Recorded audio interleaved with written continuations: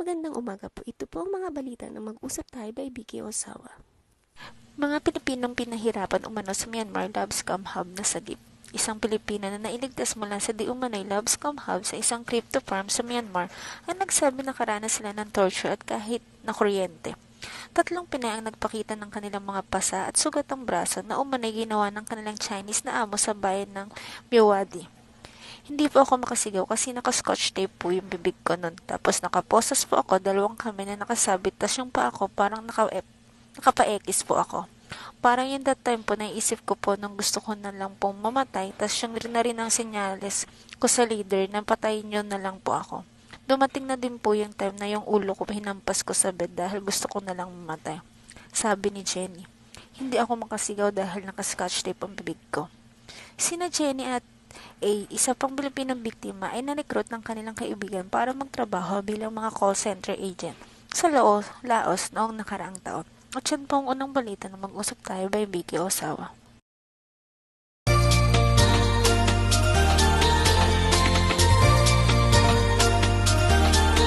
Mga problema at suliranin sa buhay ay hindi nawawala.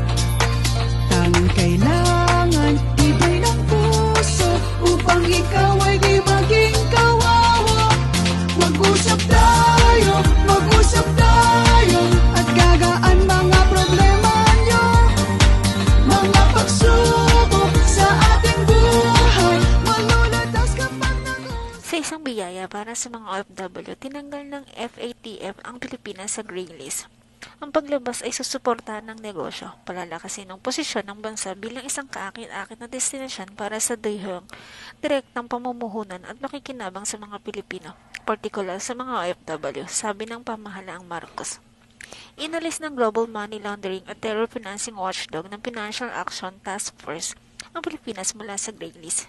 Nito, isang hakbang na makakatulong ng malaki sa mga overseas Filipinos kabilang mga turista sa kanilang mga financial transaction dahil mababawasan nito ang mga international fund transfer requirements.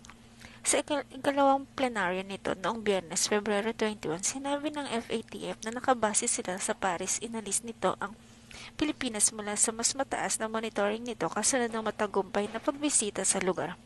Sa isang pahayag kasunod ng desisyon ng FATF, sinabi ng gobyerno ng Pilipinas sa on-site na pagbisita mula Enero 20 hanggang 22, 2025. Ito ay matagumpay na nagpakita ng pagsunod sa plano ng aksyon nito. At yan po ang huling balita na mag-usap tayo by Vicky Osawa. Chika Talk for today. Sharon naloka kay Janice. Ang liilit na babae ang lakas sumampal. Na-enjoy ng mga manonood ang bardagulan at sampalan sini na Janice de Belen at Sharon Cuneta sa hit prime video series ng Saving Grace. Ayon kay Janice, hindi niya makakalimutan ang naging experience niya working with the megastar sa Saving Grace na mapapanood nga sa free TV pagkatapos ipalabas sa Prime.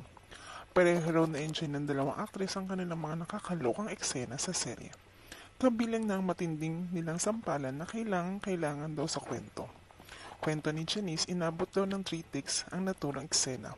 More than that, the preparation for the sampal is the preparation of the lives na mas importante sa amin. Kasi kapag may sampalan, gusto mo take 1 lang kasi nakakasakit ka eh. Huwag na tayong umarte, minsan masakit talaga. Sa ipa niya, patungkol kay Sharon, I was very happy to be working with Mega. She's so professional kasi lalo na sa eksenang nagsampalan kami. It was fun working with her. Nireveal naman ni Sharon na talagang malakas sumampal si Janice na ikinagulat niya ng bonggang-bongga. Ang liit-liit na babae ang lakas ng sampal, ang natatawang chika ni Mega. At yan ang ating Chika Talk for today. Hello po! Subukan at tikman ang homemade Nuttix Peanuts. Tiyak na masasarapan kayo sa iba't ibang flavor na meron ito. Garlic at spicy na may balat at walang balat. Sa halaga 1,000 yen at mula ito sa Yamanashi Ken. I-message lamang ang mag-usap tayo by Vicky Osawa. Order now! Yan po ang mga balita galing kay Miss Ann. Maraming salamat po.